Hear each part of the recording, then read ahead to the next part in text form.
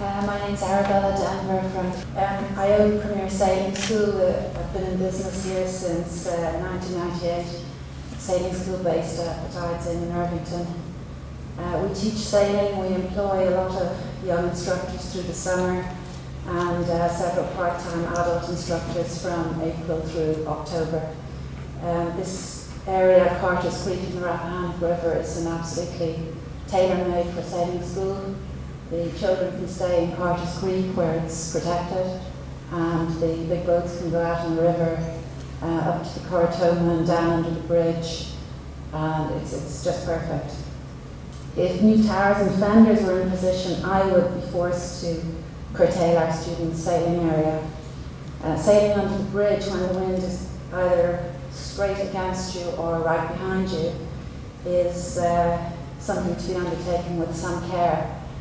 I had brought a whiteboard and things to show you, but this isn't the proper setup. But if I could use a kind of prop here, maybe using my mic and this thing, and imagine that they are the two sides of the bridge right now.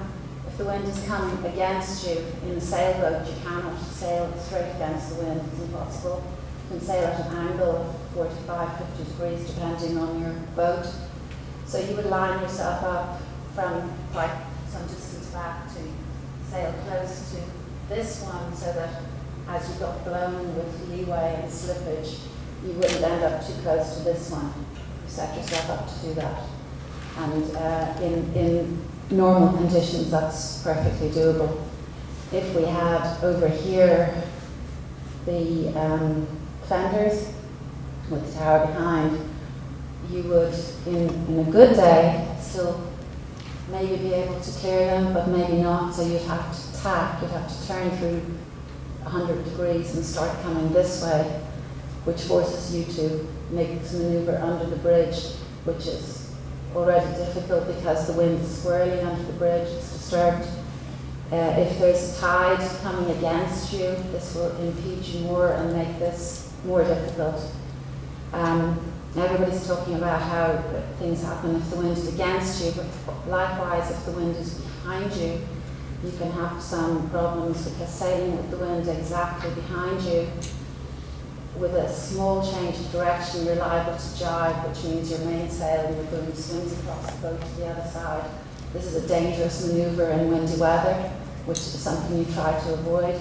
So sometimes instead of going dead downwind, you go with the wind more slightly on the side, and then you do a deliberate planned jibe and come onto the other jibe.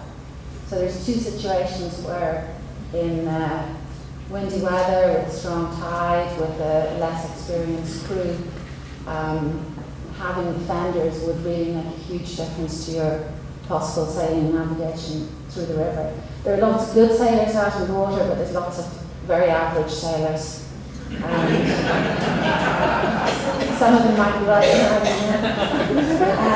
and new sailors who would just lack the skills to navigate that. Sailboats, by definition, are supposed to be able to sail to their destination. Some sailboats don't have engines. Sometimes engines fail. And sailors tend to try to be independent, and if their engine fails, they don't call the tow company, they try to sail.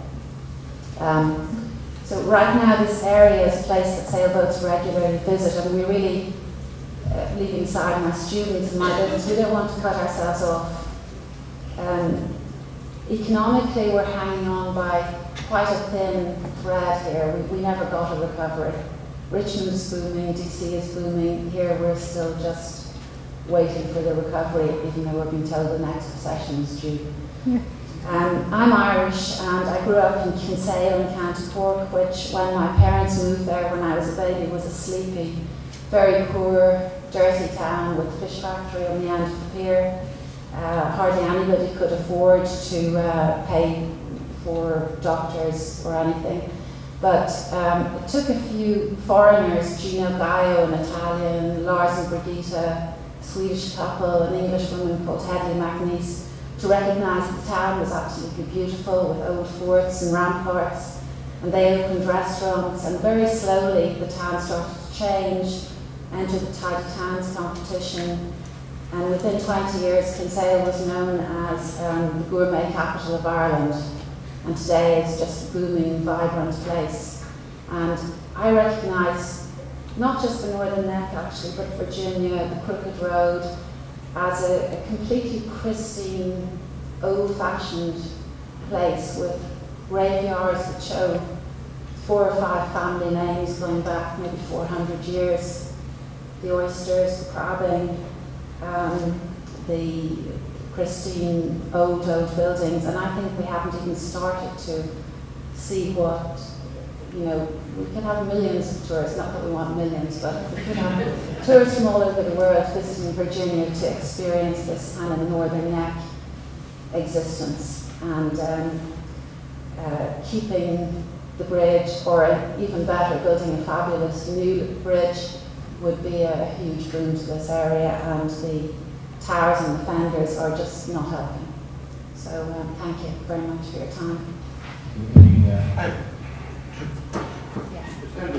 You were describing the difficulty of sailboats maintaining control of constrained water. Is that right? Well, not maintaining control, but actually being able to try to get through the channel. Could you help us understand the difficulty that the weight and power of a constrained waterway, such as might be created by the guards, would add to the difficulty of the sailboat transit?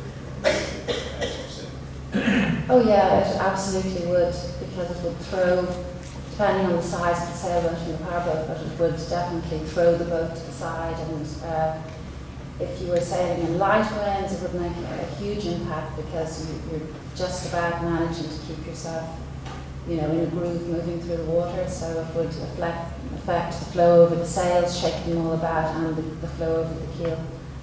And yes, so yeah, the thought of the fenders and powerboats coming through at the same time when you're now trying to tack through a much narrower channel is just, that really makes it difficult. Okay. Ms. Denvir, are you a member of a party represented by council in this proceeding? No. Okay, thank you. Maybe it's